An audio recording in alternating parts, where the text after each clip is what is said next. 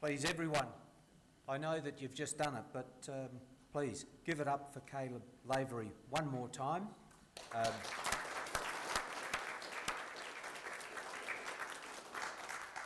And Caleb will be back with another piece or two in a moment after we've got through some of the admin and opening for tonight's event.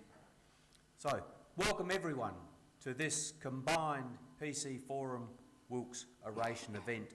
And tonight we're all about the topic of modern slavery. But congratulations everyone for coming out on such a cold night. Hopefully you'll be warm here, and I know that you'll be rewarded. My name is Michael McLaren, and my task tonight is to both host or MC this event and try to keep us running to schedule.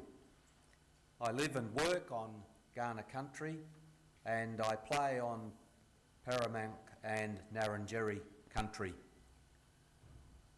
And so, with that in mind, I'd like to acknowledge this country's first peoples. For tens of thousands of years, the first peoples of this area, the Kaurna people, cared for these lands and waters. We praise the Creator for the beauty of this land and honour those who have cared for it. We acknowledge the elders and community members who have told the sacred stories through the generations, and we recognise those who continue to work for justice, truth-telling and healing. And some admin. I've put my phone in a safe place where it cannot embarrass me. So here is your chance, everyone, to double check your phone, that it's off, on silent, aeroplane mode. Yeah, that's about the list, I think. So if you'd be kind enough to double check. There may be someone or a couple of people in the room that have really genuine reasons for having it on. But for people like McLaren, an accountant working in Pirie Street, no excuse. Toilets. Now we do have toilets in this building. At the front, near where you came in. Ladies to my right, men's to the left, and we also have toilets down the corridor to my left. I'm loath to mention that we've had someone in the building in the last day or two with a screwdriver, and they've relieved themselves of the lock off of the toilet door in the men's room. So, you know, if you get embarrassed about things, you'll have to go down to the one down there because we couldn't replace that at very short notice. Now, this is a no-smoking venue, and we drink responsibly here. I said we drink responsibly here at Christchurch and in this venue. It's also a venue where we show everyone respect. We have emergency exits, follow the running man. One of the jobs that comes with my role tonight is to, should we, in the unlikely event, have to make an exit, I'll help direct you, and our doorkeepers know how many of us have got to be outside when we do a head count. So should something happen, just follow the instructions. So that's enough from me, and we'll allow our program to move on.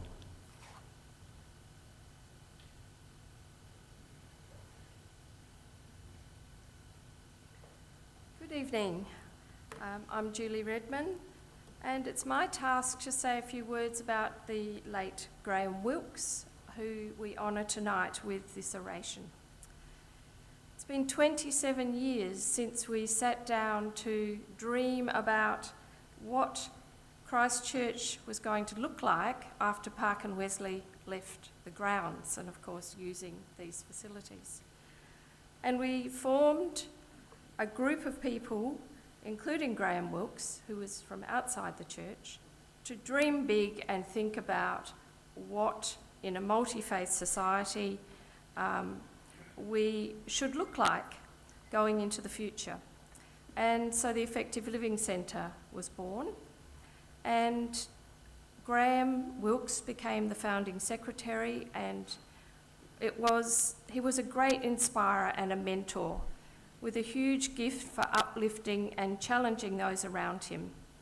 He had inspirational thinking, he worked really hard, and really inspired all of us to dream big.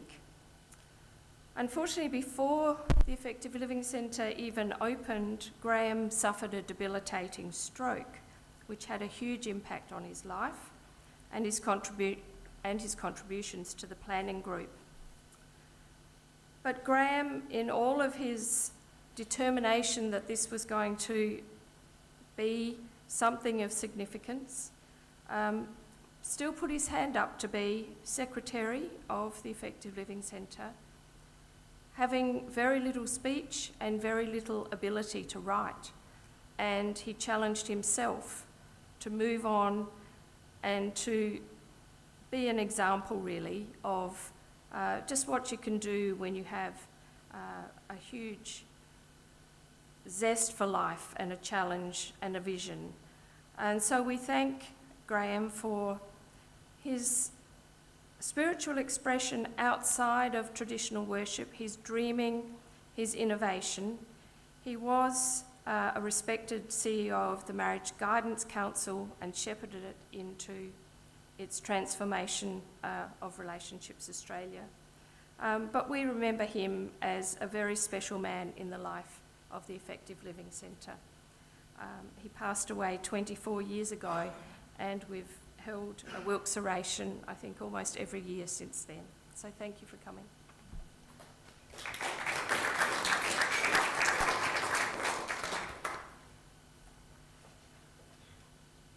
I hope you'll agree with me that we've been spoiled tonight.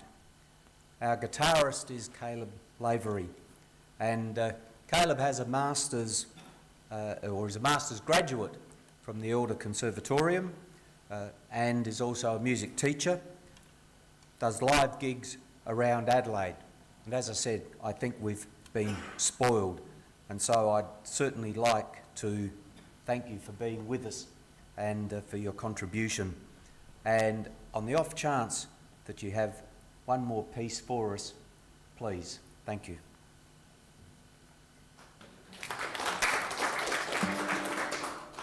Oh, it's okay. I'm just going to retune.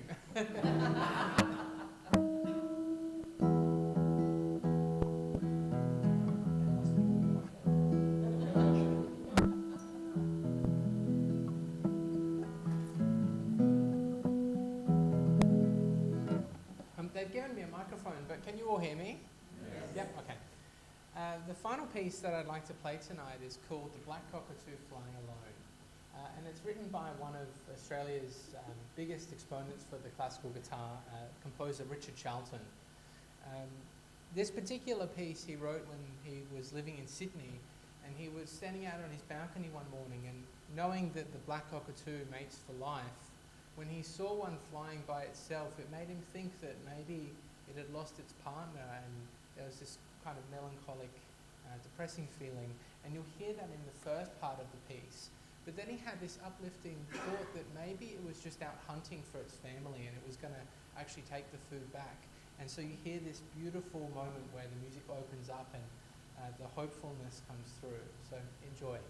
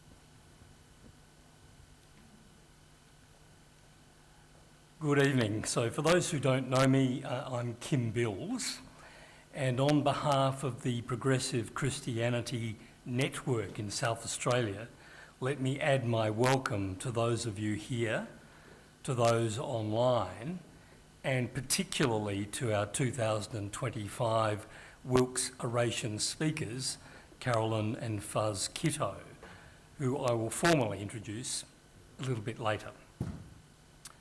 PCNet SA is supported under the umbrella of the Effective Living Centre at Christchurch.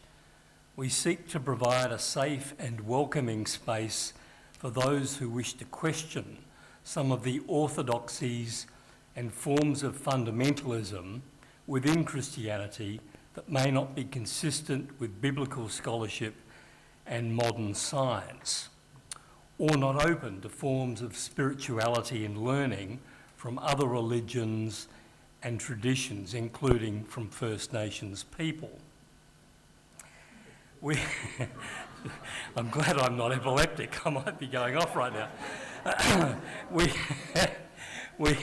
We also consider what can be done to address environmental, social justice and other global and local priorities. Each year we run a monthly program that used to be called the Seminary of the Third Age, but last year was rebranded to the Progressive Christianity Forum. Of course, both the terms seminary and progressive can mean different things to different people, and we seek not to be prescriptive about that either. On the first Thursday of each month, our forums address a question to learn through respectful dialogue rather than pretending to have all the answers and foist them upon attendees. The theme for the PC Forum this year is challenges, questions and values we face in engaging with the church and the world. Now, already this year we've had some events, obviously, we're halfway through. First up, I helped address the question, how can we live in a time of polycrisis and hyperconnectivity, with insights from systems thinking and Brian McLaren. We've hosted a book launch with a question in Fergus McGinley's book title, The God Who Doesn't Exist. Greg MacDonald addressed the question, what does it take for Christians and Muslims to talk together? Reverend Anne Butler offered practical insights into how we deal with the reality of death.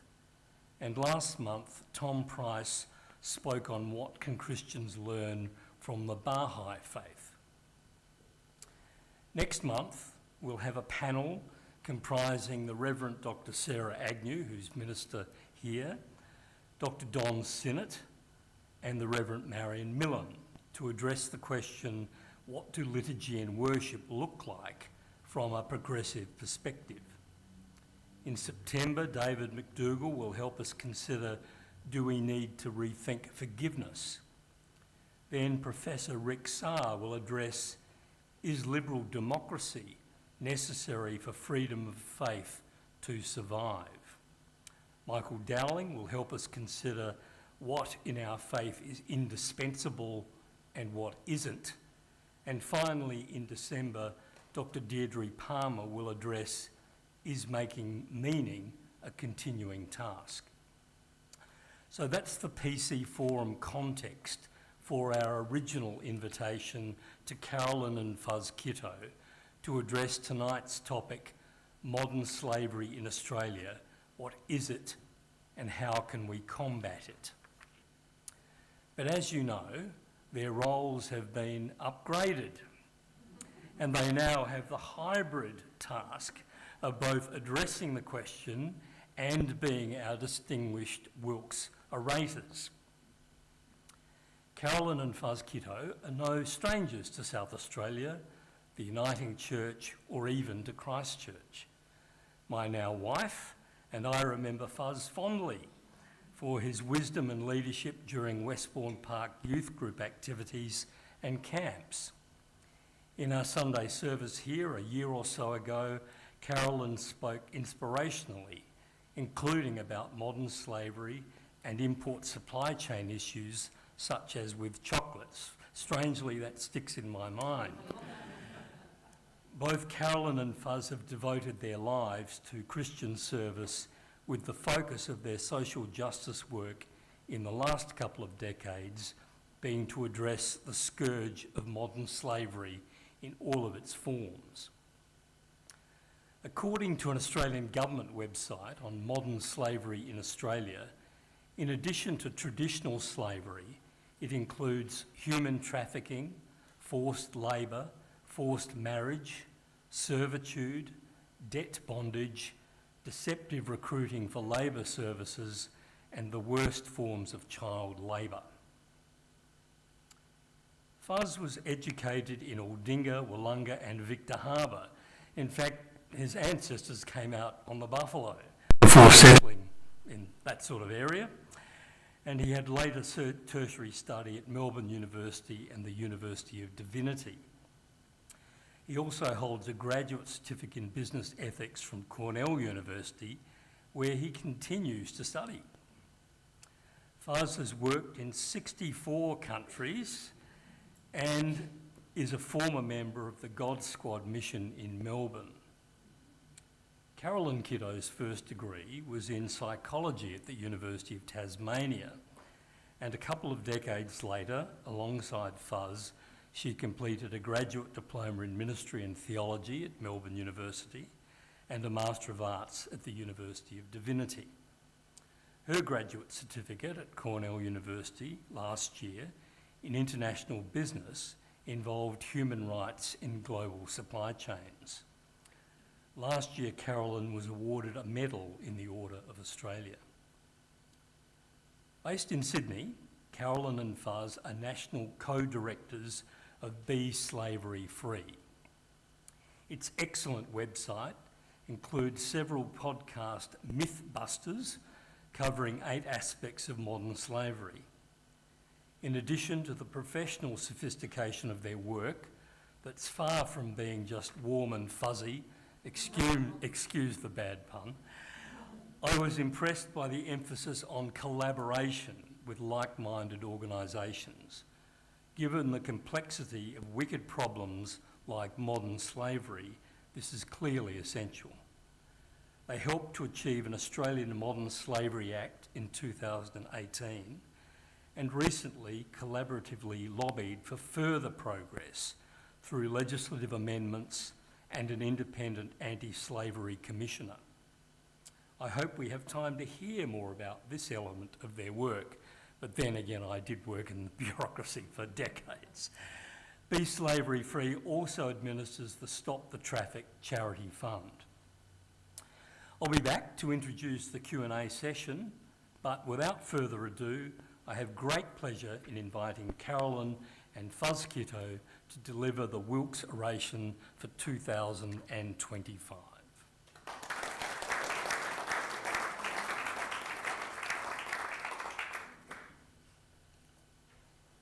Well, thank you, and for that introduction. It's always humbling when we look at who the predecessors have been in the Wilks Oration, and we feel incredibly humbled because so many of our heroes that we look up to have filled that position and given the oration. Stan Grant and Justice Kirby are 2 people that we have followed and have been incredibly impressed by. It's also really, really good to be here, and even in this building, because we were married out there. I can't remember how many years ago, but I'm sure Ian and Sharon will be very, very helpful in doing that perspective. For those of you online also, it's really good to have you there. 2 people we know who are online, John and Marilyn Seaman, and John, who we've always called C-Person because we're incredibly correct, politically correct.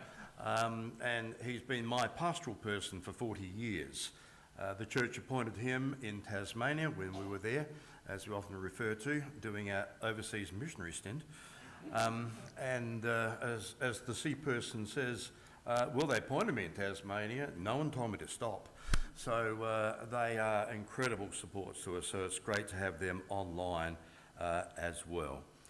Thank you, Caleb, for the inspiring music as well. That was amazing, and as an old guitarist, I felt my fingers spasming and having visions of music that I could never play. So that was, it's always good to have the arts around because they are so important in this whole area. And modern slavery. Modern slavery is one of the greatest curses that we have. It's the second to biggest illegal trade in the world, second only to the drug trade. But there's a lot of crossover between the two, let me tell you. But the other incredible thing is that we have more slaves in the world now than any other point of human history. And we wonder, how the heck can we be there? So hopefully tonight we can unpack some of that. But all of our partners and all of our good friends, and it was great that you looked with Brian McLaren. He's one of our closest friends, and we've journeyed with Brian for many, many years now, and done things around the world together with Brian. So it's about perspective.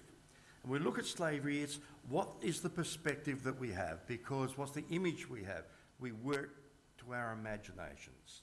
The image that we have of ourselves will determine how you treat yourself. The image that we have of our friends will determine how we treat our friends. The image of God will determine how we treat God. So our imaginations are important. And so again, it's getting perspective. Now, can you believe that this year is the 50th anniversary of the film Jaws? That used to be 16 lifetimes, now short. But there's this wonderful meme that came out last week that said, if you watch Jaws backwards, the film backwards, it is a heartwarming story about a shark who gives arms and legs to disabled people. So perspectives are really, really important. And when it comes to slavery, are we looking backwards? Are we looking forwards? How do we get the perspective? And that we find is so important, that everybody we know, as I said, has a defining narrative that got them into these justice areas. So defining narratives, and some of us have more than one, but I want to share with you one of the experiences that I had probably almost 20 years ago now, which galvanised me to be engaged long term in addressing the issue of modern slavery. At the time I was working for World Vision, and World Vision had introduced a project called Stop the Traffic. That's since rebranded as Be Slavery Free. And the Salvation Army and World Vision launched a one-year campaign that was about recognising the 200th anniversary of the abolition of the transatlantic slave trade. And as part of my work with World Vision, I went to Uganda. And I went to, drove several hours north to a place called Gulu, which is up near the border of Uganda. It's past the source of the Nile, way out in the sticks. And there I came across a form of modern slavery which is probably one of the most abhorrent. For any person to have their freedom taken away is abhorrent. But in this particular area of Uganda, there were children that had been kidnapped into what was known as the Lord's Resistance Army, Joseph Kone. And they would be kidnapped as young as 3 or 4 or 5. They would be held in the guerrilla armies. They would often be taken back to their village and forced, even as little children, to kill somebody in the village so that the village would never accept them back. And of course, the young women were forced to be sex slaves to the leaders in the resistance army. It's pretty horrendous stuff.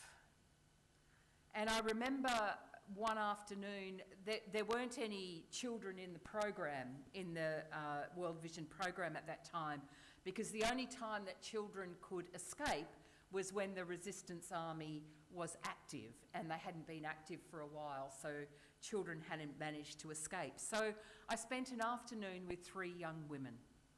Well, it was almost a full day, dredging back how is it that you do chain stitch and daisy stitch and all of those kinds of things that I'd learnt in home economics that I'd almost forgotten about.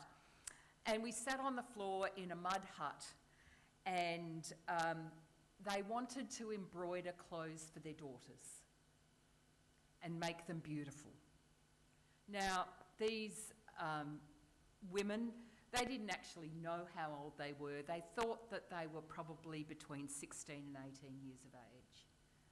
And they had between 3 and 4 children each as the result of rape. And we sat and we laughed. We didn't speak much of the same language, and we got cotton and thread, which I always now carry with me when I go to places like this, so that there's something that you can do together. And we embroidered flowers all over these dresses for their young children. Sometime after I'd come back from Uganda, after having told these stories, I ran into a friend who I'd told the story to.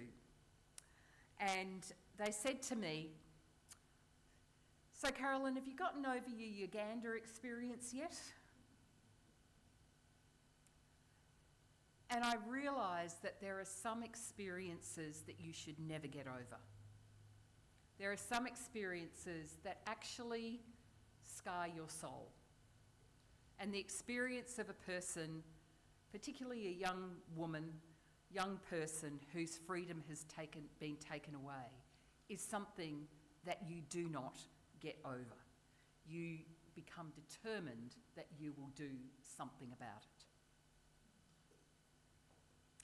Her name was Jessica Silas, and it was a Christian Conference of Asia gathering, and Julie, you remember this well.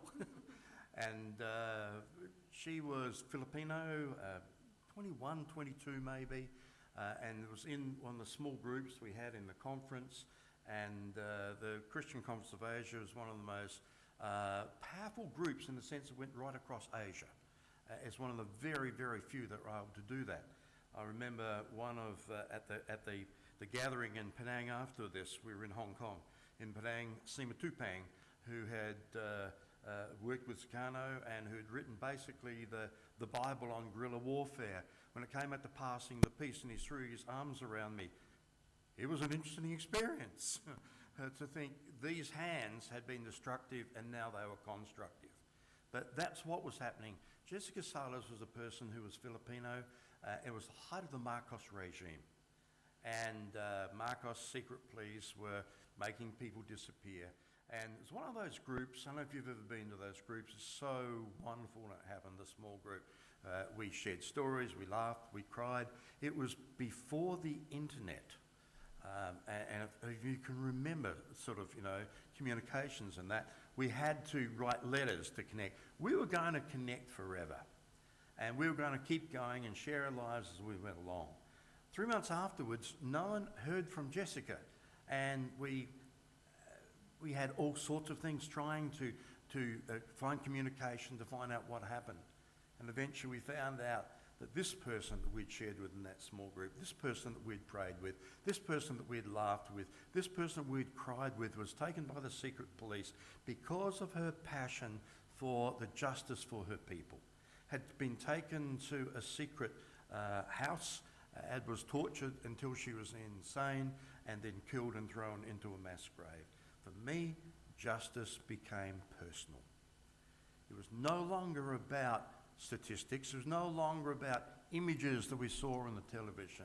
It was that person that I knew had been destroyed.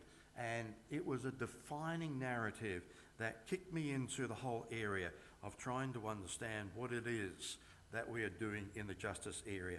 And there is such a spirituality to justice because it's about people.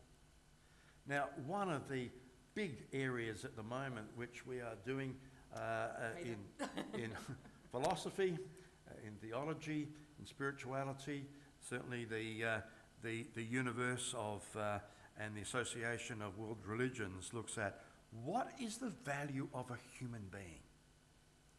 That is one of the most important things that we can ever ask, because that will shape our spirit and will shape all those imaginations that we were talking about before. What is the value of a human being? So turning on helps, does it? Yeah, it does. Your ability in technology never ceases to amaze me, the things you've learned over the last 40 years. The thing is that in the slave trade in the 1850s, where we get a lot of the imaginations from American history, television and films, etc. At that time, an average price for a slave, adjusted to today's figures, was around about $40,000 US. Today, the average price of a slave is $90. The devaluation is not just on the value of how much they're bought and sold, it's how people are treated. And now we can do things en masse, on scale, that we've never seen before.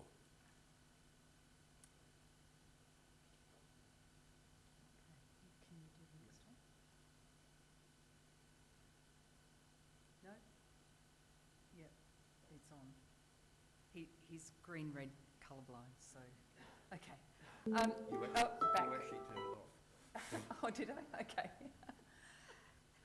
And the number of people who are falling into slavery each day is approximately 30,000. Now, we were meeting with the then minister responsible for modern slavery in the former coalition government, Jason Wood, and we said to him, you know, Jason, we would be able to, if all of the people falling into slavery in the world came from your electorate, we could empty your electorate in 6 days.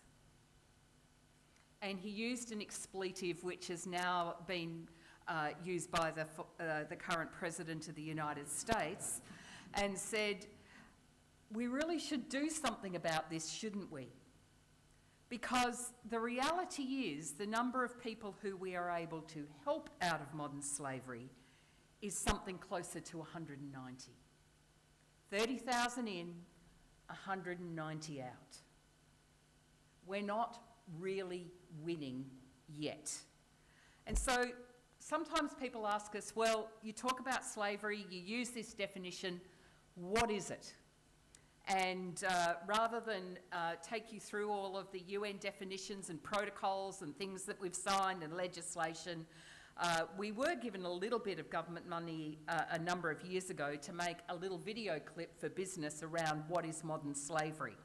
So we want to introduce this to you. It's on our website if you want to use it, but it describes what is modern slavery and how does it come about in today's world.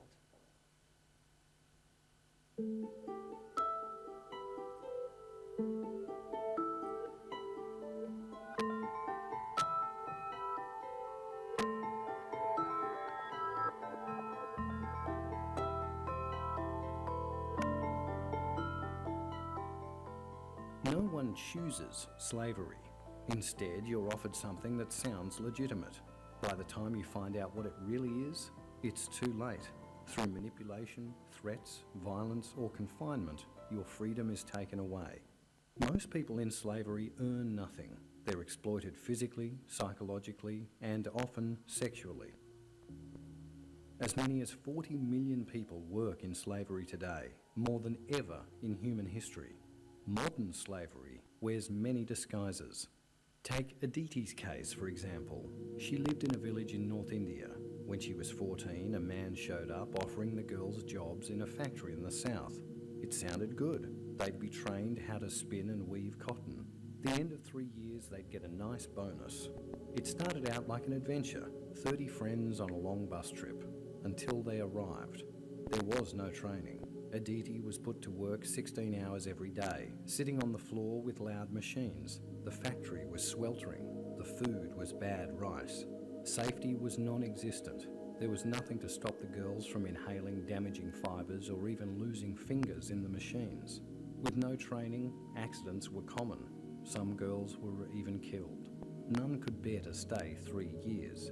When Aditi was too sick to keep working, she left with no money. Her injuries were not just physical. The trauma stays with her. Modern slavery appears in the worst forms of child labour, work that harms their health, physical or mental. 10 million children are trapped working in these conditions. And like all child labour, it takes away their opportunity for an education and a decent future. Modern slavery entraps all ages and all walks of life. Most often it's the poor and vulnerable. They have the same hopes for their lives and their families that we all do. Hope is a powerful deceiver when you're desperate, like it was for Tway in Myanmar. His family was desperately poor. Their crops were failing. Tway was chosen to work abroad and send money home. He found an agent who offered him a factory job in Thailand with a loan to cover the fees. But when he arrived, the deal had changed. There was no factory job and the loan was gathering interest. If he couldn't pay, they'd go after his family. He was forced to work on a fishing boat to pay off his debt. Once aboard, he was beaten into submission and worked constantly except for a few hours of rest. When Tway's shipmate complained, he was pushed overboard. There was no other escape. When the boat docked in port, he was locked below. He did not set foot on land for 17 years. Modern slavery is where one person has taken away another person's freedom to control their body, to refuse certain work, or to stop working. Freedom is taken away by threats, violence, coercion, deception, and abuse of vulnerability. Victims are controlled by another person. Their identity papers are taken away, keeping them from leaving. Some don't even know where they've been taken. Others stay because their families will be harmed. Modern slavery is found in every country in the world. People are working under slave labour in Australia. When Dai came from Taiwan for a working holiday in Brisbane, he didn't realise he was walking into a trap until the gate closed behind him. The suburban house held nearly 50 other victims, forced to work the phones all day, following a script for defrauding people in China. They took Dai's passport and told him if he tried to escape, they knew where his family lived. After months in confinement, he managed to get out of the house and flag down a passing car to get to a police station. 2 men were arrested and convicted of the crime of causing a person to enter into or remain in servitude. Slavery can happen here. Even when it's far away, it can be as close as the clothes we wear and the food we eat.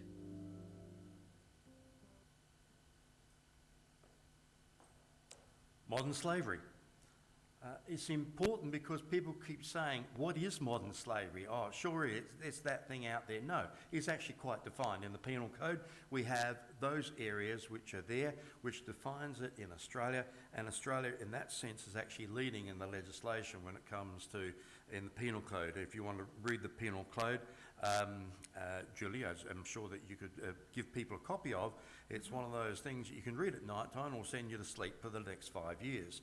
But it is quite distinctive in its definitions of what is there. And the thing is that we are not doing well. As Carolyn said before, we have 0.2 that we're able to rescue, million, and 133,000 people, 0.2% of those in slavery. We've got a long way to go. The biggest thing that we realise it is in the goods that we have, the clothes that you wear. If we are in probably a slightly younger and a warmer context tonight, we'd often say, share with people the labels on your clothes. Pull your collar back a bit, and we can generally tell you if you give us the brand, where it was probably made and what the risk of modern slavery might be within that. If we realise that in the G20, this is the scope of slavery. It is that people want more and more things, particularly those of us in developed cultures and countries. We want more and more things. We become consumer cultures. And the way you get more and more things is either you get more money to buy things or you get things cheaper. guess which way the economics has gone. And so the struggle that we have in a global supply chain is so much of it is hidden. If it was all being produced in Australia, then it would be very, very different, and our research would be much, much easier. But in places that you cannot get into, it is having a massive effect on world trade, almost as much as that weird person in one of the most powerful countries on earth. But if we were actually able to solve slavery in just the labour area, which is the biggest area, a lot of people think, oh, it's in the sex trade. Probably only 8 to 10% of the most is in that. The absolute majority is in labour. And if we were able to solve this, what it would do to the GDP globally is add $611 billion. The implication economically is phenomenal, and it would cost probably about $212 billion. But in the accountants, and John, you would understand this well, of the ledger there, it is really something which is affordable. Not only is affordable, it could save us a lot of the struggles that we're having in the world trade and the world economics.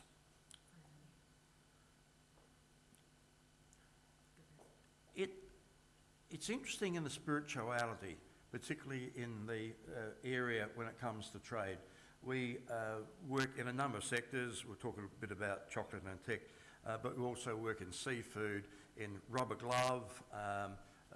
We were working with the largest rubber glove company in the world. They don't do rubber gloves, but PPE, personal protection equipment, and condoms. People wondered why condoms come in packets of 5. There's good reason for that. They use the same machines as gloves. Very, very interesting when you dive into a lot of these industries, how things happen.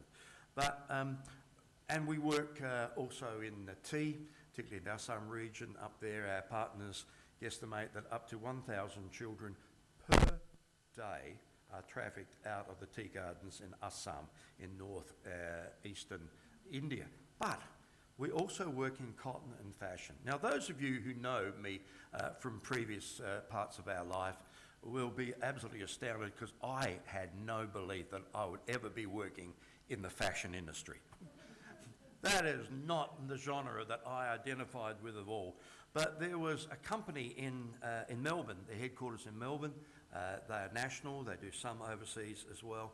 And we were meeting with them 9 o'clock in the morning, on a Thursday morning, and the night before, at 10:30 p.m, they had got the last of their factories up on their website to be transparent about their supply chain. And they were pumped. Now, any of you know people in the fashion industry, they are pumped people. Like, they really get into it. And they said, you know, last night we finished up, we were high-fiving around the office building, you know, we broke open a bottle of champagne, and then we tried to get home. It probably wasn't safe. But, you know, this morning, it was just great. We've had already managers from our stores around Australia ringing up saying, we saw it was here, the email came out. We are so proud to be working for a company that's trying to do the right thing. There is a spirituality in the companies and in the in that world. And so I said, you know, yeah, this is so good. And there's a line we often use: isn't it good to do good? There is such a spirituality in that term, because there's something in our spirit that resonates with doing the right thing, with doing justice, with doing the things which is ethically right. And we'll talk a bit about that in a tick as well later on. But I said, isn't it good? And she had this, the head of the state of bed had this sort of blinking look. She said, yes, yes, yes. And I said, there's such a spirituality about all of this. She goes, Fuzz, yes. It's about the soul. This is about the soul, isn't it? If people in the fashion industry can get this, then most people should be able to get this. And I said, you know, we could talk more. Fuzz, we want to talk more about that. And this is why I picked up about the spirituality of doing justice and doing the right thing. It is so good to do good. So we've given you a bit of an indicator of the scale of this problem that we are looking at. the number of people who are involved, the number of people that we are able to help. So what do we actually do to address this issue? And one of the things, the lines that we take is that we take a systemic approach. And that is that it's better to build a fence at the top of the cliff than to run an ambulance service at the bottom of the cliff. Now, should every person who's caught in slavery be rescued from it? Absolutely. We are not saying that that is not a valid or important thing to do.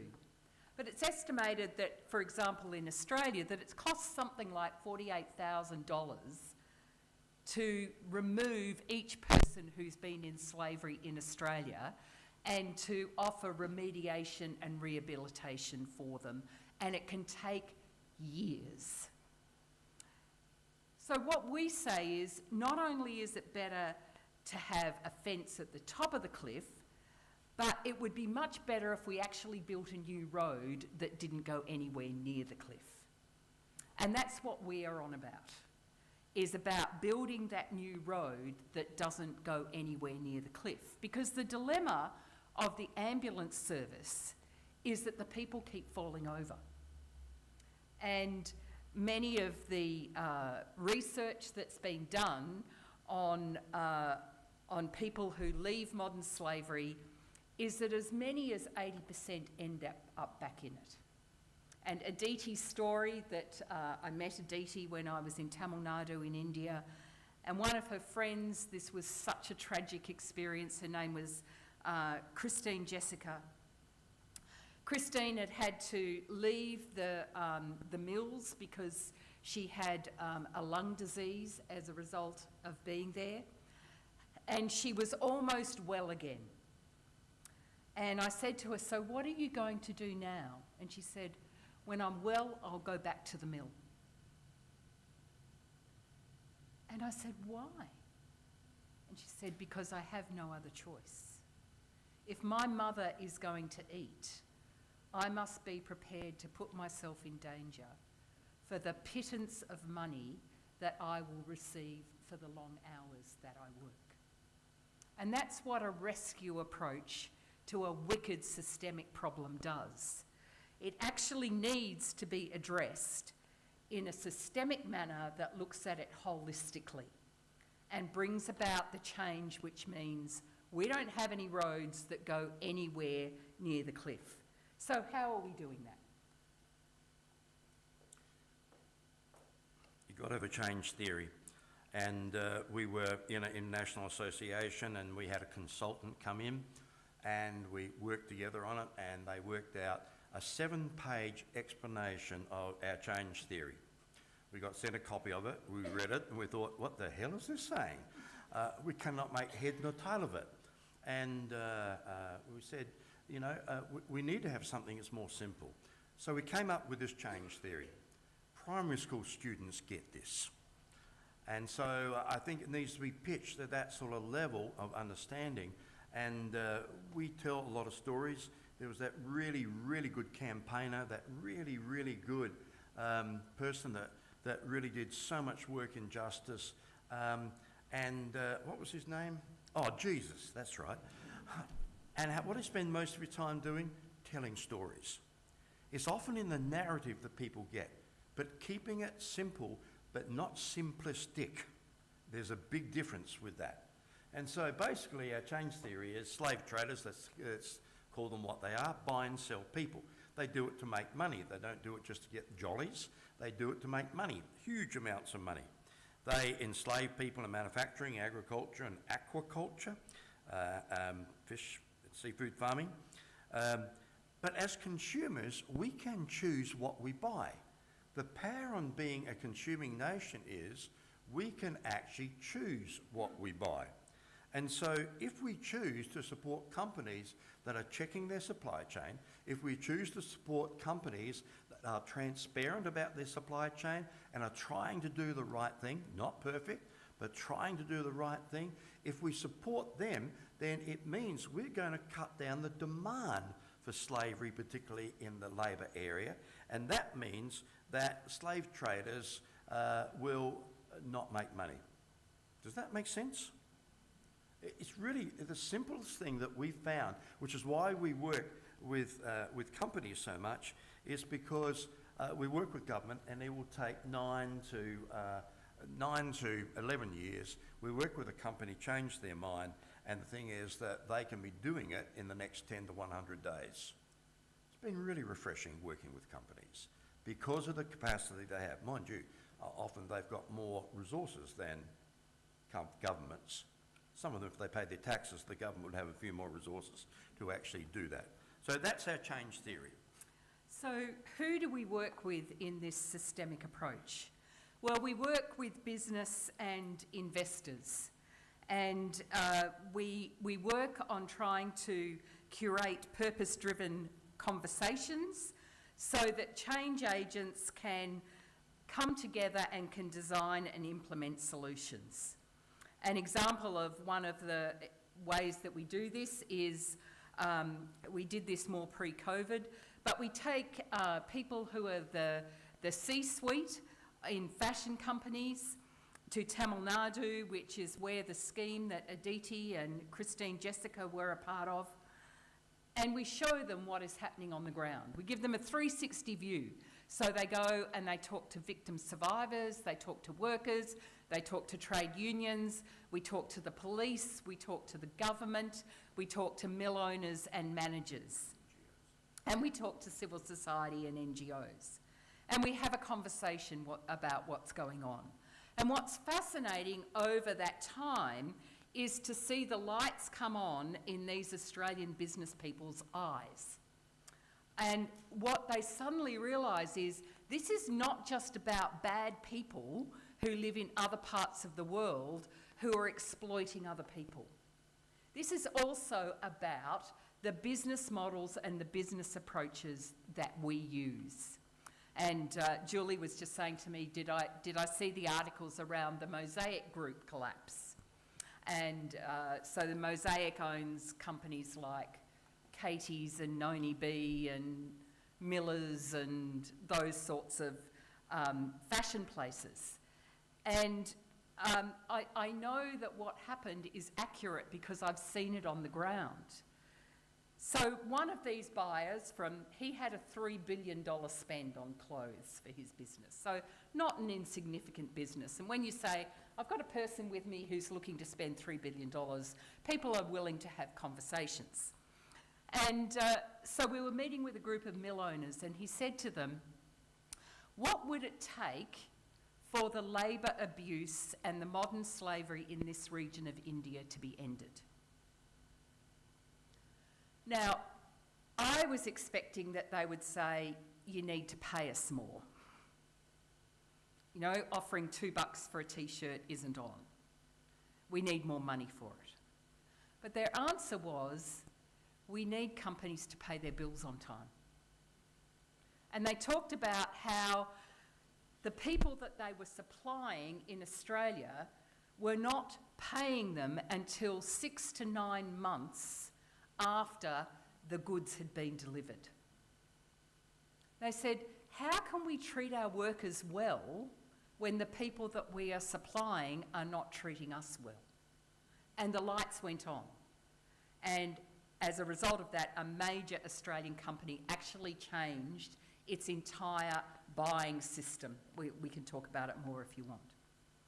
With civil society, we try and activate interconnected solutions for a slavery-free world. We've had, how many in the last 2 years? 7 or 8 government inquiries into different aspects of modern slavery. It drives me nuts. 11, is it? Oh, we've got to take the state ones into account. You know, but we don't want to just sit down at a desk and write a submission to a government inquiry. We want to bring together civil society and say, you're working on the ground. You know, you're lawyers, you're migration agents, you are social workers. What do you think needs to happen to address these areas? And we workshop it, and we work together to get what are the connected solutions that are going to help. We work with government. Now, work with business, they get it, they can change their business model in 10 to 100 days. We started campaigning the Australian government to have a Modern Slavery Act in Australia in 2011, and in 2018 they launched their first inquiry into it. We campaigned 7 successive Attorneys General, and we sent them something like 165,000 postcards. The only one that replied to them all was Mark Dreyfus. He replied to every postcard that he got. Anyhow, we love Mark Dreyfus. Pity he's not the Attorney General. He's got a real passion for this.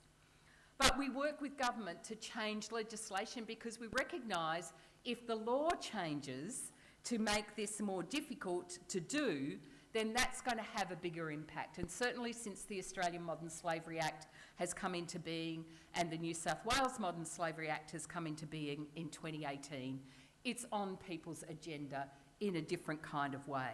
Not always as effectively as we would like, but people don't quite give us the strange looks that they used to look when we said we spend our lives ending modern slavery. We work with consumers to give them information about what it is that you can do to prevent modern slavery and to drive it out of supply chains. And we invest in the future and in now with faith-based groups, schools and universities. And we try and bring them all together on a common action. Uzbekistan is a country that was the 3rd largest grower of cotton in the world. And the dictator family of Uzbekistan used to, at the harvest time, send children, young people, and when there weren't enough of them, nurses, doctors, patients in mental health institutions, civil servants, teachers out to harvest the cotton for nothing. They'd be picked up in a bus one day at school, brothers and sisters would be separated, they'd be taken all over the country, didn't know where they were, no good accommodation, no fresh water, kids died, to harvest that cotton to make money for that dictator family. So we launched a campaign to ask fashion houses to not knowingly source Uzbekistan cotton. Anyone that used cotton. And we started at the top of the ASX and we went down. And we had 300 companies worldwide that signed that pledge, and 100 of them were from Australia, that they would not knowingly source Uzbekistan cotton. And 11 years later, the International Labour Organisation visited Uzbekistan and said, forced labour has now been eradicated. We now have a different kind of problem. The problem is convincing people they should buy Uzbekistan cotton after we'd been telling them for so long not to buy Uzbekistan cotton. But neighbouring Turkmenistan has picked up the same idea. And now they are doing what Uzbekistan used to do.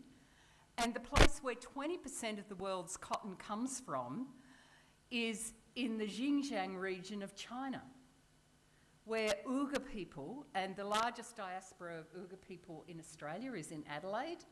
And if you haven't visited an Uyghur restaurant down on Hindley Street, then please go, because the food is absolutely fabulous and the people are lovely. They are forced out to harvest the cotton and to work in the factories. So it's only when you manage to get business, civil society, government, consumers and community groups working together that you can get the systemic change that we actually need.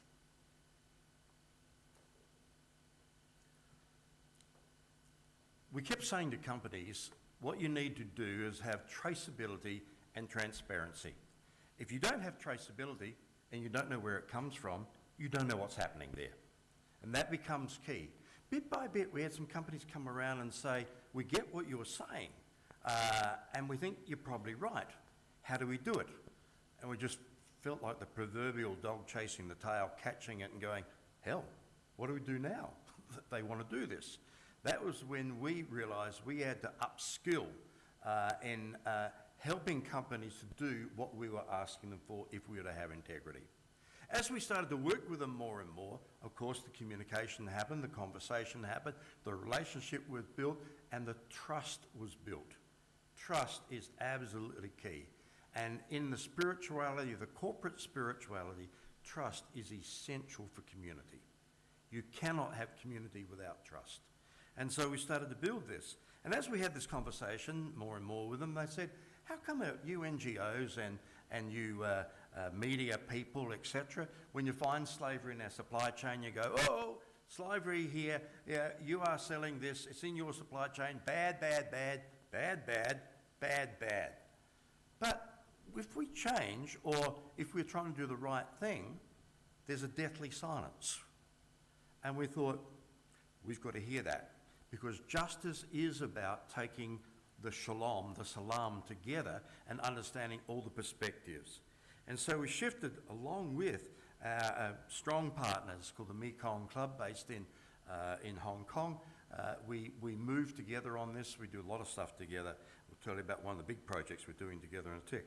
But we said, okay, name and shame, has that really been effective? Well, a lot of times it has not been. So we moved to a name and fame approach, which was we name what needs to change, but we then also fame those who are doing it. One of the things I love about one of the aspects of the teachings of Jesus and the great religions is that it is not just about what you are repenting, turning from, but more importantly is what you are repenting to. And that is the important part, and a lot of creation theology has started to help us to understand those aspects as we think through the perspective of what is happening. And so it has been really interesting to have that shift that we've gone through to try and work from a name and shame to a name and fame. What we did not realise that would happen, which has happened, is instead of people just seeing bad, bad, bad, bad that we're pointing out, people get to see what good looks like. So it's not what they shouldn't be doing, it's also what they should be doing. Now in theology we talk about the sin of attrition. In other words, it's not just what you're doing wrong, it's what you're failing to do which is right, which is just and which is fair. And so it's been a fascinating one to work out the theology, the spirituality, the missiology, if you like, about how we move from a holistic understanding in the ways that we can bring about change. Now, the biggest project we do is the chocolate scorecard. It's grown and grown. We were doing one looking at the social areas of modern slavery, child labour, aspects of that, etc. Others were doing environmental ones.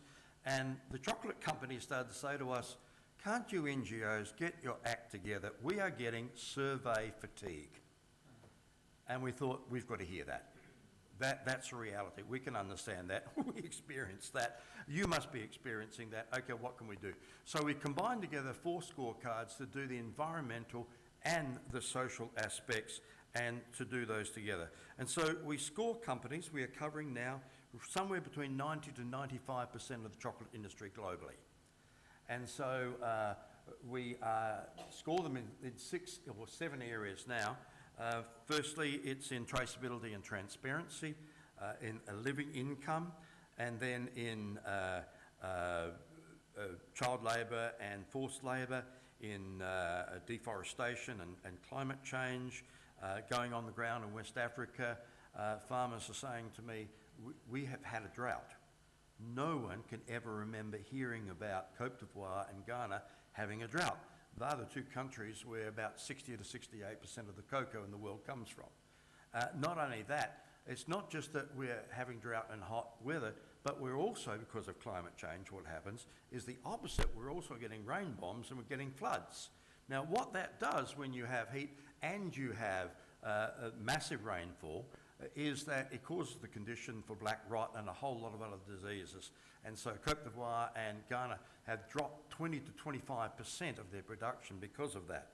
And so we do it also in agroforestry practices, which are so important in chocolate. In cocoa growing, it's often a monoculture, and you do not get the development which is needed for a biodiversity which is kept in balance. We have wiped out 80% of the world's insects. It's a frigging disaster because we need them for pollination and for a healthy environment. And so we do that, and then pesticides and climate change and pesticides and chemical management, really, really important. We've been campaigning and looking at America and the EU, who have banned a lot of pesticides, but exporting them to other nations. And we go, come on, folks, let's get some integrity in this. You know how bad it is. How come you are still exporting them to other nations who generally have even less chance of dealing with it? And gender, we've moved in more and more, because all the research shows that when money goes to females in a cocoa farming household, education improves, health improves, nutrition improves, and not only family life, but community life improves as well. So we score them on that, and so we give them, it's like a four-light traffic light system. So there is green, they are industry leaders in this. Yellow, they've got good policy, they need some more action that goes with it. Orange, which is you need both a bit more in policy and in your strategy, and red, you've got a long way to go. You really need to work on this. We give we've been giving the rotten egg, the company which has done worst. Every single company that we've given the rotten egg to, we've been told on the sustainability run, this is the best thing that ever happened to us. It's the prophetic. You're doing bad. Well, I said, what happened? Well, we took to our C-suite and they went, oh, hell, we don't want to be there. What do you need? So they resourced them to do it. Sukten, which is one of the big traders, a French-based trader, got the rotten egg in the first combined scorecard that we did. They are now 11th highest in the world. That's the change that we're starting to see in this, and the things that we're able to bring about because of this. Again, it's brought the industry together. We do it with 3 universities, Macquarie University, Wollongong University, and the Open University in the UK. We're under the ethics of the Macquarie University. We work there, and the standards we use is something that Sharon has been working on with her group in that, and we come under those. We also work with 20 expert knowledge people who are the leaders in their field in those 6 areas. We also work with around about 50 NGOs that are promotion partners around the world. And this last one that we released, the new one at the moment, release it at Easter every year. Last year it was down a bit. We used different sort of media search engines. Before was a much better one. We are now getting a media reach of just under 1 billion people around the world with the chocolate scorecard. It is bringing about massive change. The year before last was the first time a company said, yes, we found forced labour and we are remediating it. Last year it was 18%. This year it's 22%. We started with child labour and they said, we can't do anything about that. Now around about 30% of those who are applying the major methods we found of those applying child labour monitoring remediation schemes and such, that it cuts down child labour by 30%, which is the most of any program in the world of doing that. What we've seen is these incredible changes, but what they were telling me, again, I've got to speak at the World Cocoa conferences, and I was in Brazil in March, and they said, you know, what we love about the chocolate scorecard is that you're objective, you work with us, you work holistically, and we look at the others and they go, well, we've got an orange in this area, but we know that other company got yellow. What are they doing that we're not doing? So it's actually brought a sector together, and we think we've got a pattern with this. There are other sectors who are very, very interested in us doing a scorecard in farmed prawns and sugar and a whole other areas as well. But that's been one of the big ones that we've done, our biggest project, and we've seen massive results. So that's how to work systemically with an industry, is to get them to agree on naming what are the issues that need to change, helping them to look at that objectively, and then faming the companies that do particularly well. We want to tell you about, and we give feedback to them about how they've scored. I want to tell you quickly about one other example. of a tool that we're developing, which is called Million Makers. Now, it's not that we're making people millionaires. It's that we want 1 million workers to be making data that they own, which describes their work situation. So who is it that knows what's happening in a workplace? A worker. Who is the least likely person to be asked? A worker. So we, with partners, 4 partners around the world, have developed a tool called Million Makers. And it works on a smartphone. Workers assess their sentiment around their workplace in light of the International Labour Organisation's indicators of forced labour. They provide us with the data, and they own their data, and we pay them for it. And then that data gets aggregated, and we can tell the factory or the workplace what is going on in that particular workplace. HP Inc., so HP's in 2 sections, HP Ent, which is enterprise and innovation, HP Inc., which is computers and printers, will be putting on all of their workers between now and 2030. And they are getting data like and visibility like they have never had before. You can find it on the Million Makers website, but one of the examples that the German Development Agency gave us some funds to do, one of the examples, we did 2 factories. HP had said, this is our best factory and this is our worst factory. We surveyed the workers, and guess what? It came out the opposite. So working on Million Makers is developing a way that the voice of workers, and the reason why it's Million Makers is that we want 1 million workers on it, the way that workers can be providing the data that's needed. And of course, in an HP sourcing factory, there's Lenovo and there's Acer and there's everybody else is sourcing from that same factory. If they want the data as well, they pay the workers for it again, because it's their data. I'm going to skip the next one. Whoops. We're going to skip this one. So, who is it that is part of this? So, first of all, consumers. So very quickly now, everybody has a role to play. Everybody has a part that they can be involved in to making a difference. Consumers is one of the biggest ones.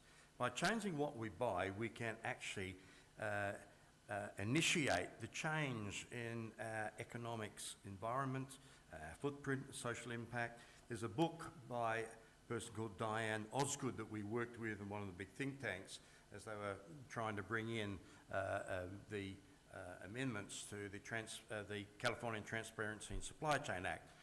Interesting little state. It's got an economy bigger than Australia. And it was when Arnie Schwarzenegger was governor, worked out he couldn't be a president because he wasn't born in America.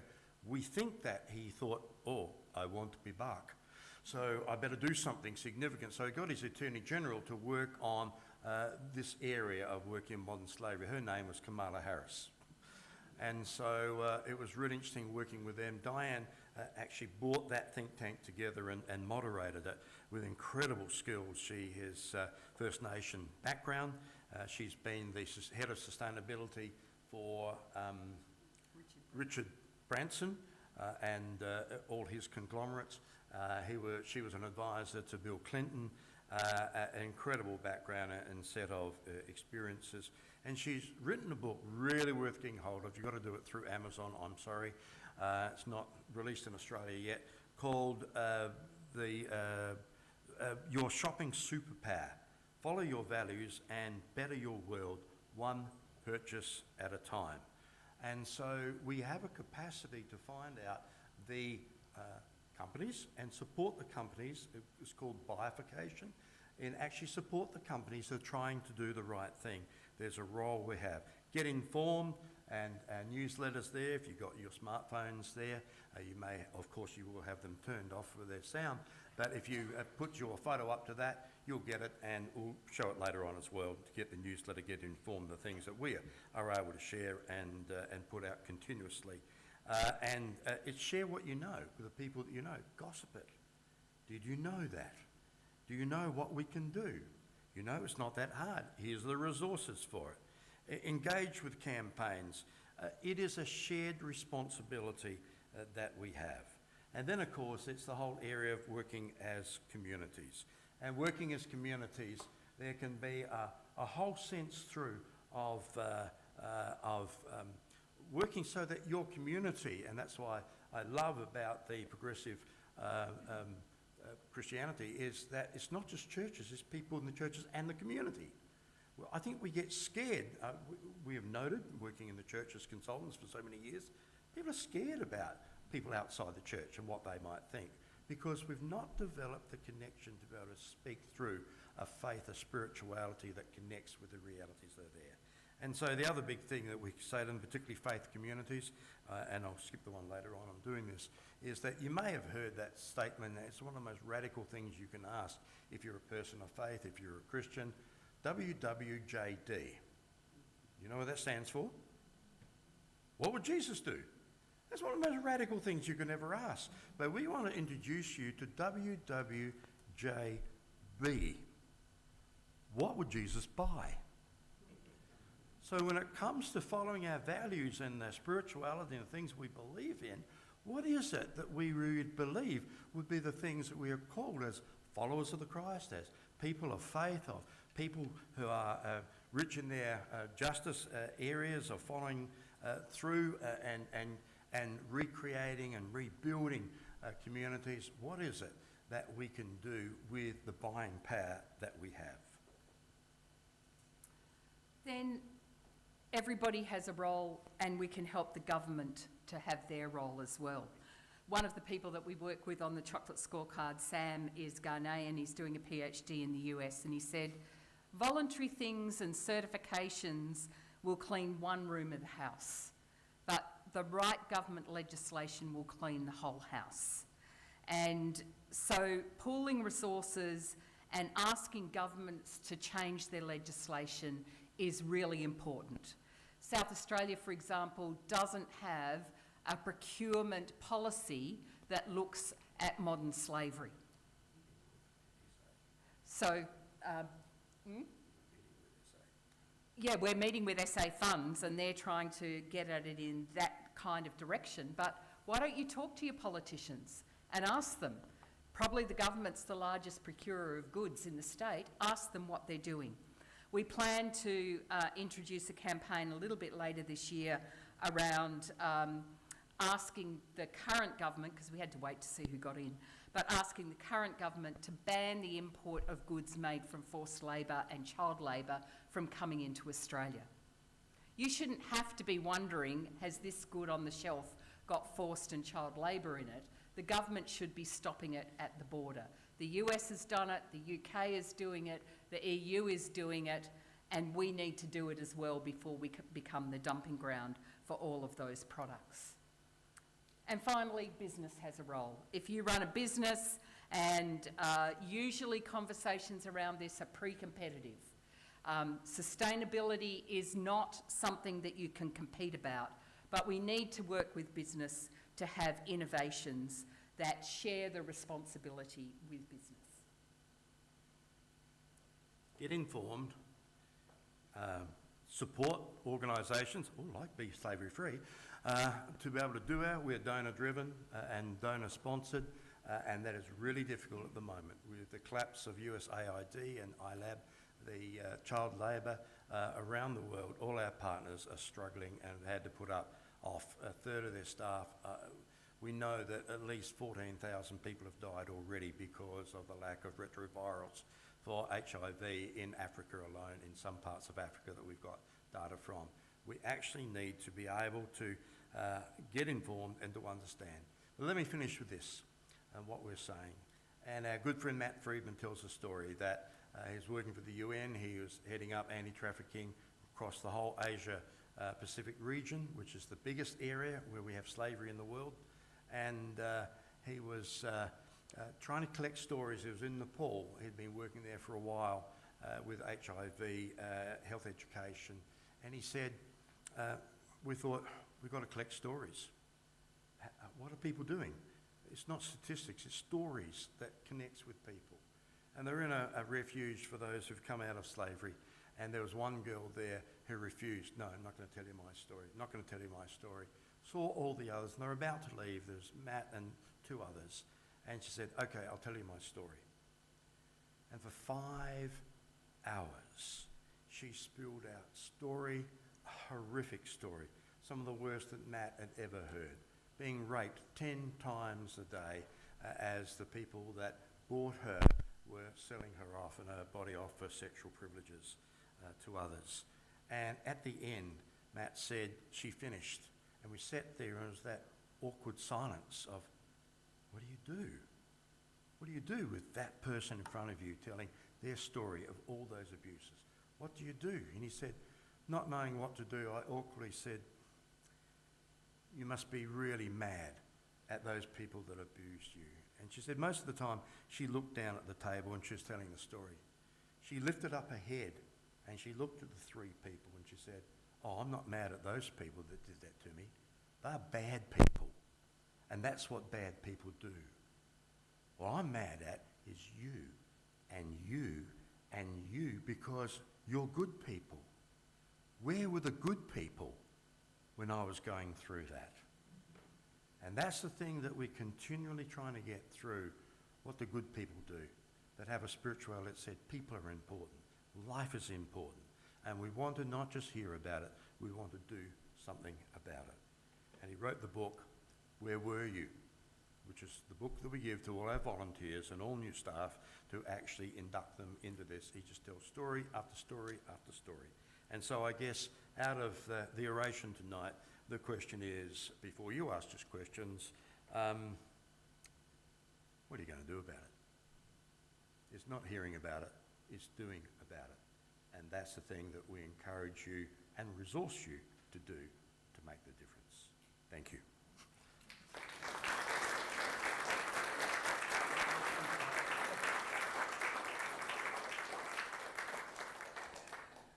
Thank you very much, Carolyn and Fuzz. I'll acknowledge you properly after our Q&A session. So now, though, it is time for your questions. Peter is going to have the roving mic. It's turned on, so please don't play with turning it on and off. And put it up to your mouth so that people can hear you, whether they're online or in here, because some people don't hear as well as others, me being one of them, and refrain from lengthy comments. Ask direct, simple and brief questions. So who has a question? Fuzz and Caroline are going to coordinate the Q&A. They've done it for decades. And so over to you.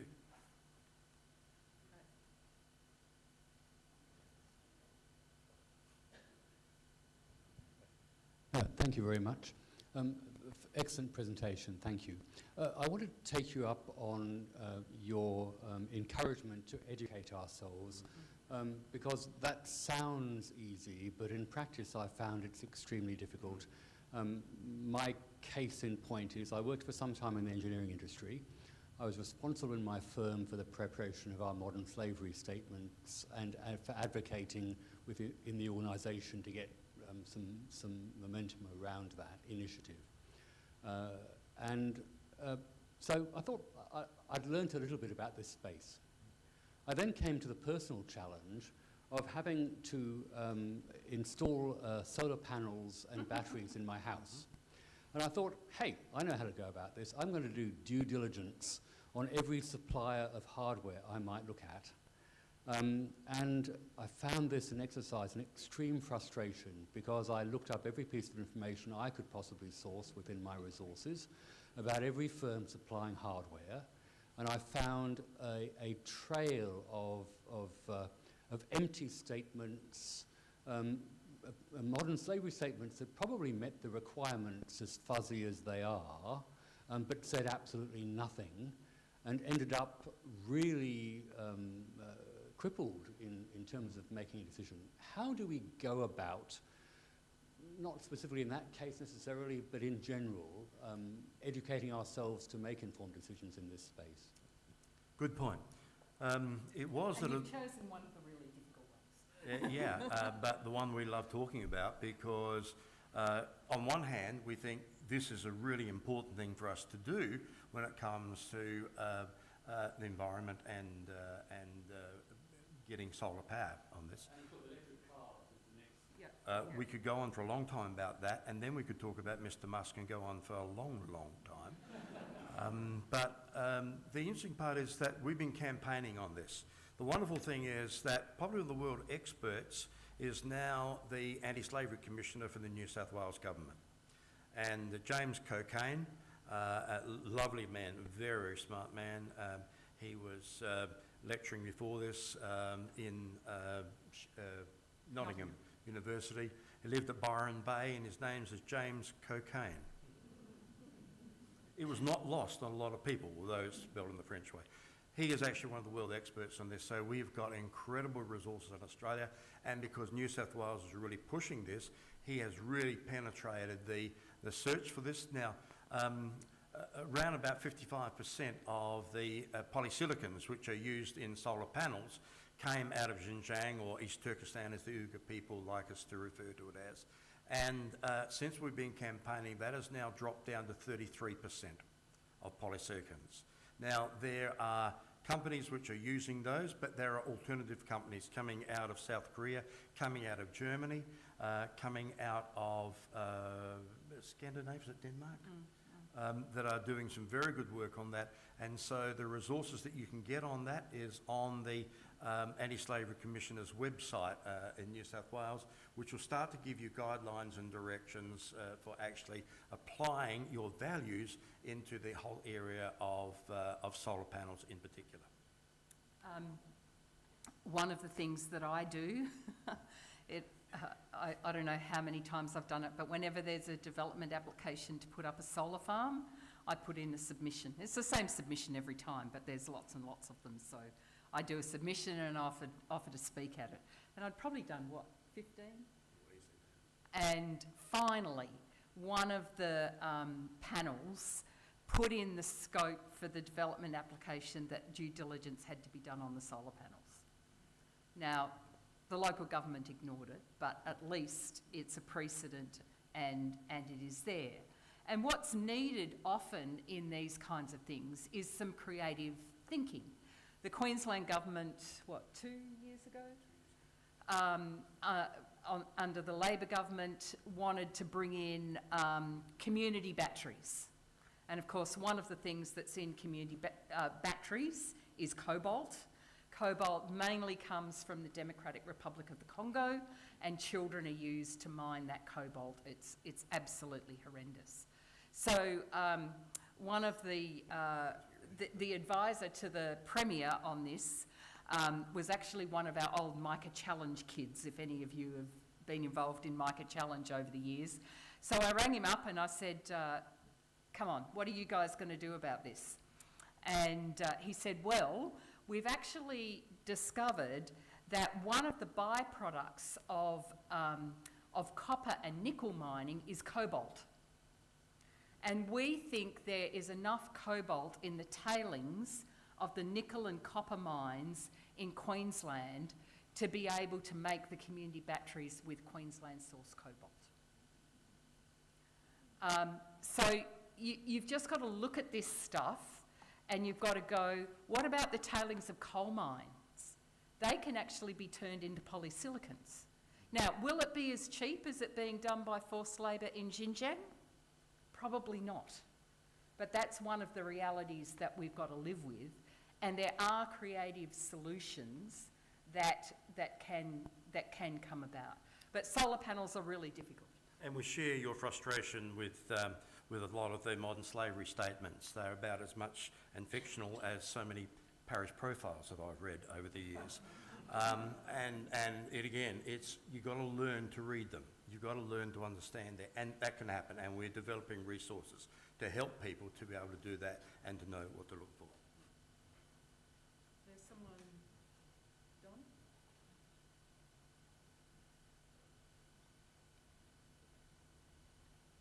Oh, Max. Yeah, thanks for tonight.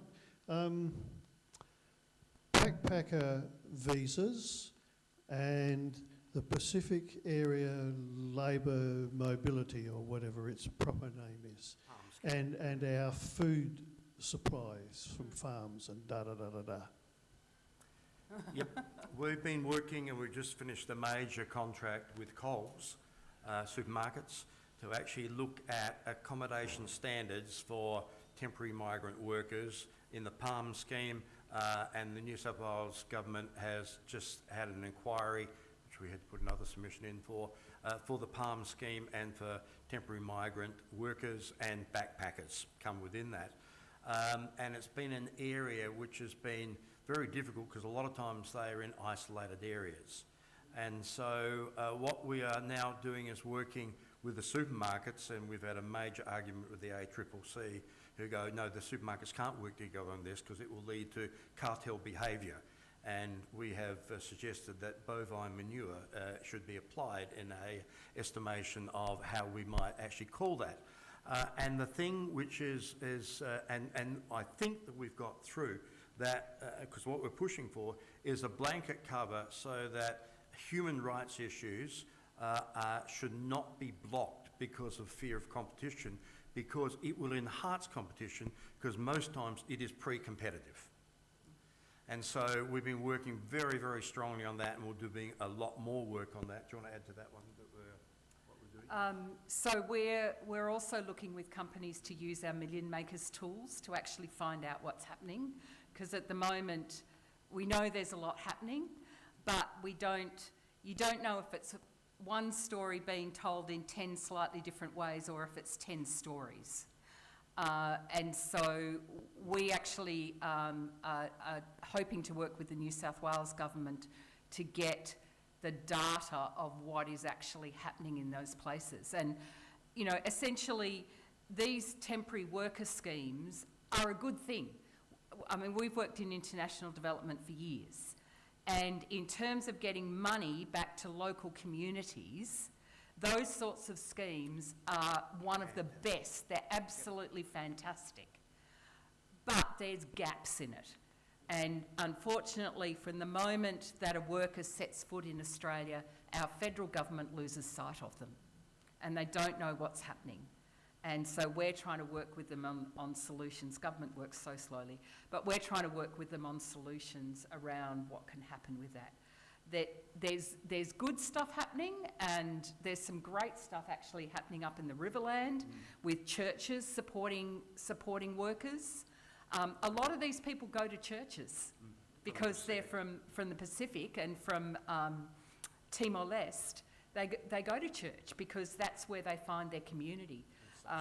And safe space. The Bishop of Western Queensland, southwestern Queensland, is bringing a religious order of Melanesians to southwest Queensland to simply go from one community to another to support these workers and make sure that they're not being abused. There's a lot that we can do in these places. It has a lot of positives, but it also has a lot of negatives. And just very quickly on that, and we're also lobbying for recruitment agencies and companies to be registered and also audited every year, because there are good ones. And again, it's the name and fame. Yeah.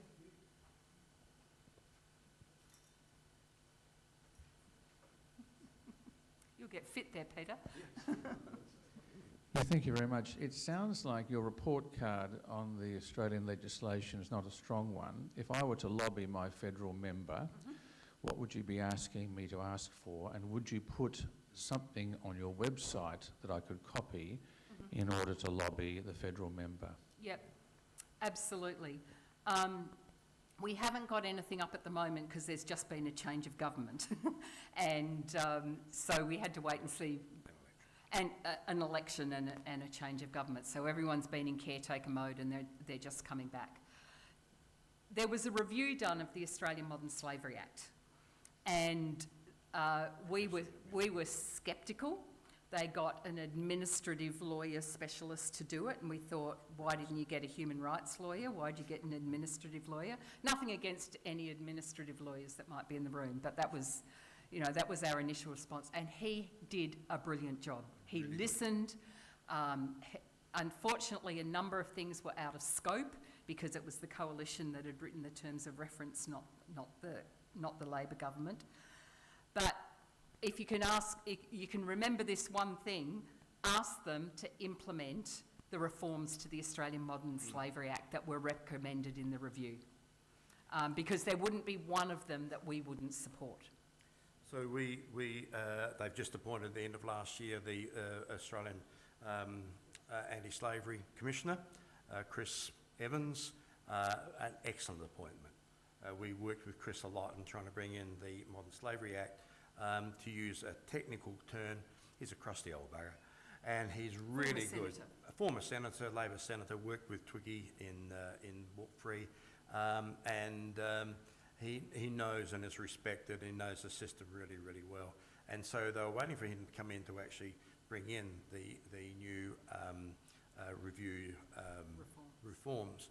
And that will be a really, really important one to do that. We will be putting resources up on how to do that, and we'll work with the other NGOs and companies, because a lot of companies have been really supportive of the changes as well. One last question.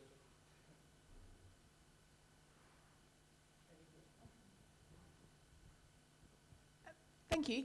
I'm just interested in your opinion on SEDEX. Because having had to administer some audits from SEDEX for a company, and they were tedious and annoying and frustrating and costly. And I happened to notice, because I might have been looking at my phone, that... Level 2, 3 or 4. Yeah, but that, I mean, Mondelez has got the highest SEDEX rating, and yet are the one that in your scorecard are the worst. So where are the gaps in SEDEX, and what should we be doing about that? I had dinner with the person... So you better explain what SEDEX is. Oh, you explain SEDEX. So SEDEX is an audit platform. It's a social audit platform and health and safety platform. And so there are companies that you can do it internally, but it's just like you would do an accounting audit. It's an audit on the social and health and safety conditions where you work. So food companies have to cover, lots of food safety audits, and then you do a SEDEX audit too. Yeah. And if you want to supply to Coles or Woolworths, you'll have to have a SEDEX meter audit. So there are a number of levels, as you probably know only too well. We were at Adelaide company this afternoon who said they had done that, did it at 4, said we had to drop it back to 2 because it's the only way that we could actually get it done, which was really difficult, and that's a problem. I had dinner with a person who invented the SMETA, and she's actually the chair of the board of one of our big partners in the UK. And so I said to her, now I've always wanted to meet you because, you basically created and invented it. What do you think about it now? And she said, next question. She said, it was only a start. It was only meant to be a start. It needs to be developed. And with all of these platforms, and this is what I find with the chocolate scorecard and so many of the areas we're working in, it is a continual progressive that needs to happen.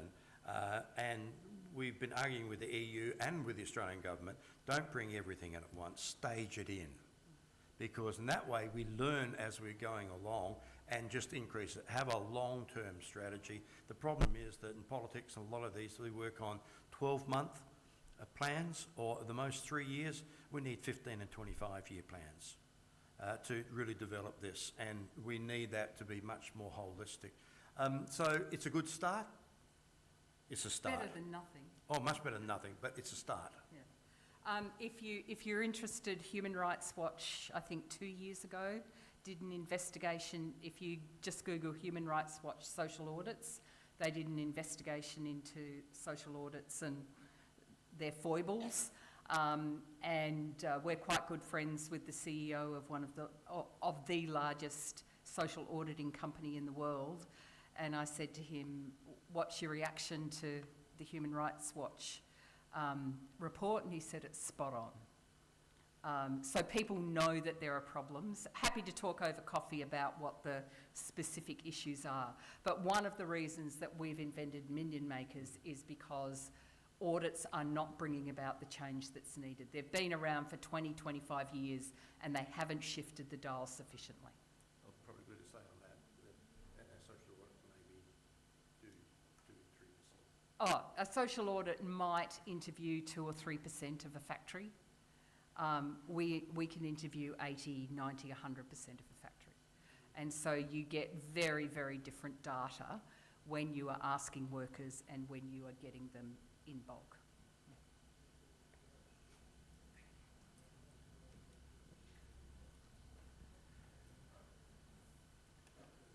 I'm sorry to curtail questions, but as Carolyn mentioned, there is coffee afterwards, as Michael will say.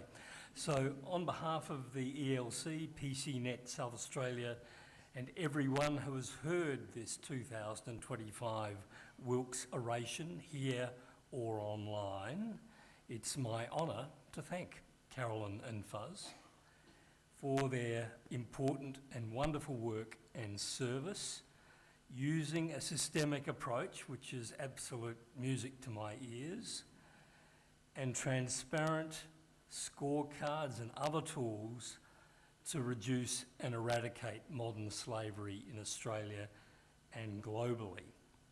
Your stories were powerful. Isn't it good to do good? And the spirituality entailed in that. I didn't know about the rubber gloves and the 5 packs of condoms.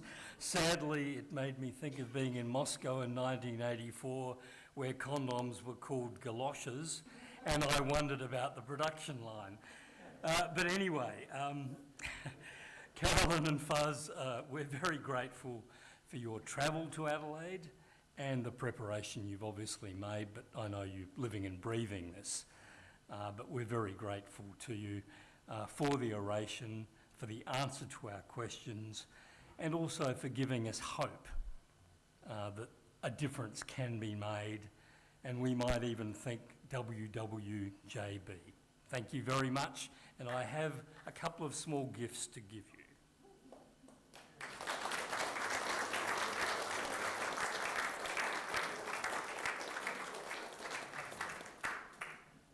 I better tell the audience what I'm giving you. So there's a liquid gift. Thank you. There's a chocolate gift. And there's a card, and I'm told that there's a cheque in the card, and apparently you can even use it, which I didn't know. I thought cheques were gone.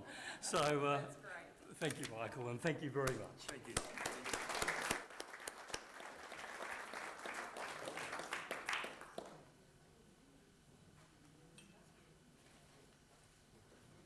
Thank you. Before formally closing tonight, can I just make one quick, very advance notice and put in your diary, 17th of April 2026 is the next Wilks Oration, and our orator will be Peter Stanley. Now, I'm not going to go into Peter's either topic or CV. Look that up. 17th of April 2026. Stick it in your diary. Not yet, but when I finish, then you can do it. Peter Stanley, 17th of April 2026 for the next Wilks Oration. It now remains for me to do a couple of things. Firstly, to thank everyone who's been involved tonight in making tonight happen. Our friends and colleagues and workers from PCNet, also the team from the Effective Living Centre. Thank you, everyone. But now, it's time for some supper. Please stay for a while. Enjoy a tea, a coffee, etc. And talk. I assume Fuzz and Carolyn will be around for a while yet. And then travel safely on your way home. So thank you for your attendance. It's been fantastic.